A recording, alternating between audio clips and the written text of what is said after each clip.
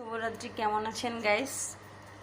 আজকে আপনাদেরকে দেখাবো ছোট আলুর ভর্তা কিভাবে করতে হয়।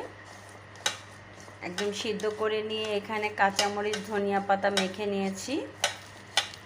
এখন আলুগুলো দিয়ে মিশিয়ে নিব। সরিষার তেল দিয়েছি।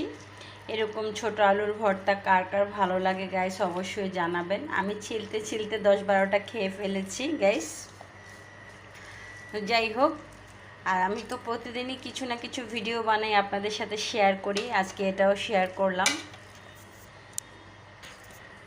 গাইস। ধনিয়া পাতাটা ছিল দেশি ধনিয়া পাতা, এত মজা হয়েছে মানে আমি বোঝাতে পারবো না, আপনিই বুঝেন। সাথে আছে শুকনা মরিচ, সরিষার তেল, ধনিয়া পাতা, পেঁয়াজ, আলু। কেমন হয়েছে অবশ্যই জানাবেন। শুভরাত্রি, আল্লাহ হাফেজ। এই তো আমার ভর্তাটা সম্পূর্ণ রেডি হয়ে গিয়েছে। এখন ভাত দিয়ে খাবো। সব কিছু পরিমাণ মতন দিয়েছি, তাই টেস্ট খুবই ভালো এসেছে। কমেন্টে কিন্তু জানাবেন এরকম আলুর ভর্তা কার কার প্রিয়, ছোট আলুর ভর্তা। তো আমার ভিউজ বন্ধুদেরকে রেখে এখন ভাত খাবো।